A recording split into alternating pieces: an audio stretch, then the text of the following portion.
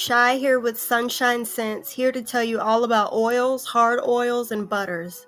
I'll be telling you all about the most common oils and butters used in cold processed soap, as well as how to formulate your own recipe. Formulating your own cold processed soap recipe is actually pretty simple, but there's still some things you may not know, so stick around. When formulating your own cold processed soap recipe, you first need to think about what you want your bar of soap to feel like and what properties you want in your soap. For example, I like my soaps to be hard, long-lasting, and moisturizing, and each oil and butter helps me achieve that. As a beginner, a good place to start is by using a coconut oil, olive oil, and palm oil recipe. This recipe is known as the Holy Trinity in soap making and will give you all of your basic properties like hardness, moisture, and lather. You also need to think about what design you want your soap to have. For example, if you're making a soap that calls for a lot of swirls, you probably need to formulate a recipe that calls for mostly soft oils. If you're thinking about doing layers, then you want a recipe that calls for mostly hard oils or butters. My recipe is actually perfect for doing both complex swirls and layers, and I'll also be linking it in the description box for anybody who wants to use it. When soap makers formulate their recipe, they put careful consideration into what each oil or butter does for the soap and for the skin, and how much of the oil can be used. Each recipe must add up to 100%.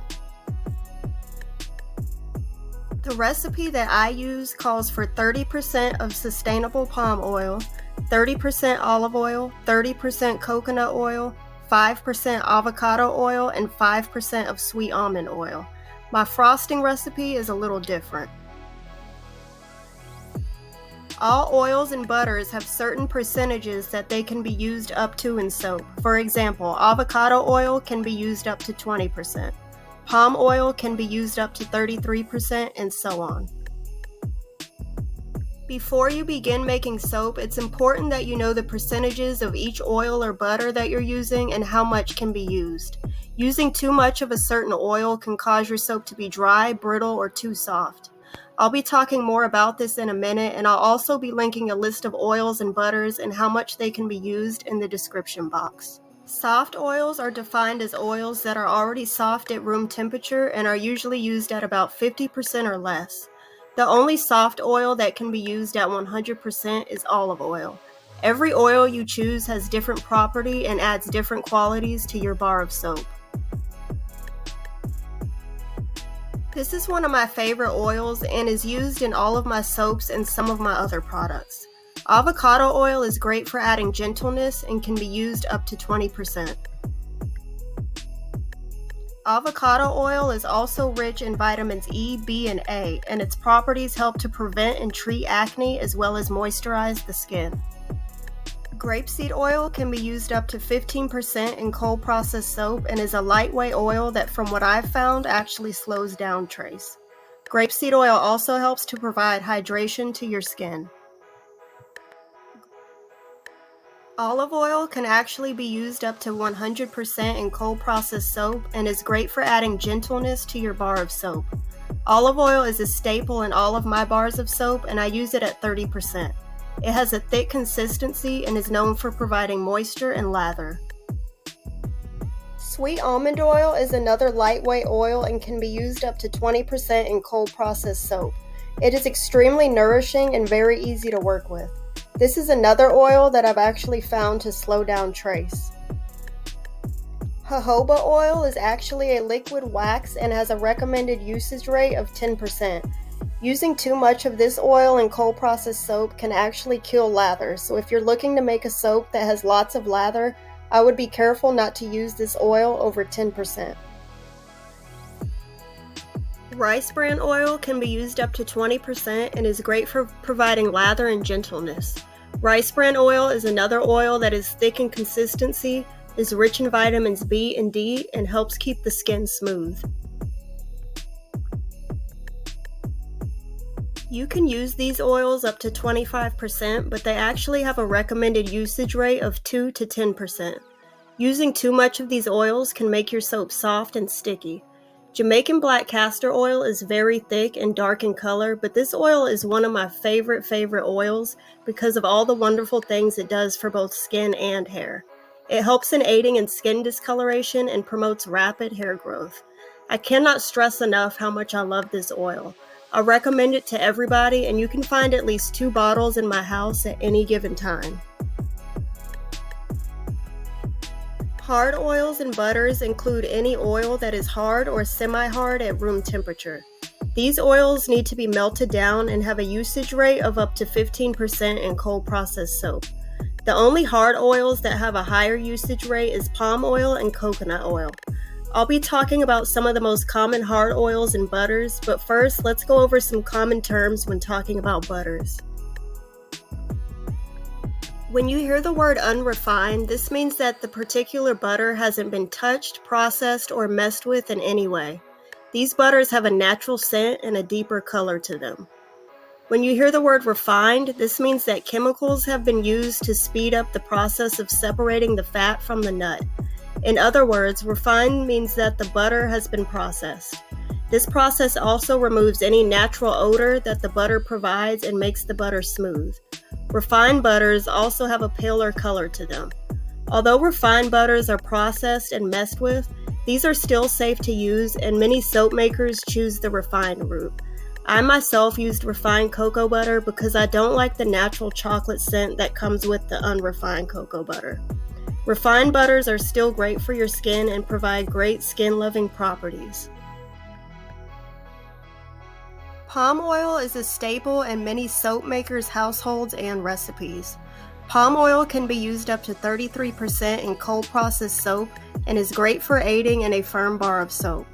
Palm oil comes solid or semi-solid at room temperature and needs to be melted down before using it.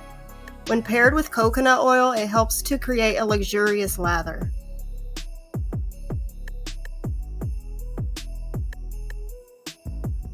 Now, I know palm oil gets a bad name because of its association with deforestation and the harming of wildlife, but there's actually another route you can take when it comes to using palm oil. Many soap makers, including myself, use sustainable palm oil, which means this method does not aid in deforestation and is sourced in a responsible way. Like palm oil, coconut oil can be used up to 33%. Any more than this, and you may end up creating a flaky bar of soap that will dry your skin out. Coconut oil is very cleansing and creates big bubbles. Coconut oil also comes semi-solid and will need to be melted down before using it. Coconut oil can also aid in creating a firm bar of soap and is great for softening and moisturizing the skin.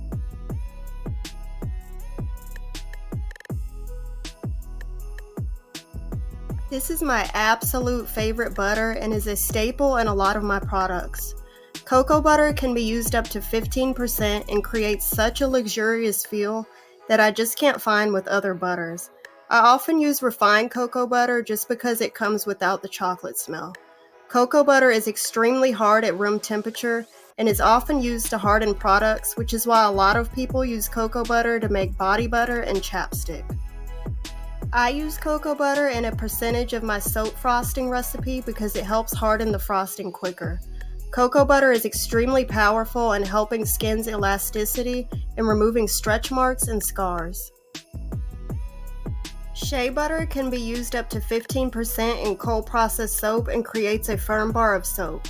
Shea butter is a little softer than cocoa butter and in my opinion has more of a sticky feel.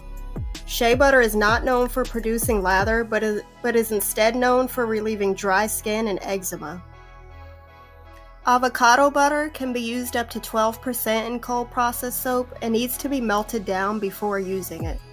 I've never used avocado butter in cold processed soap, but I do use it in all of my body butter recipes.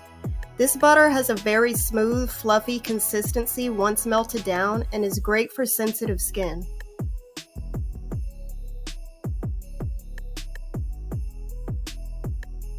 Mango butter is a soft, creamy butter that when melted down can be used up to 15% in cold processed soap.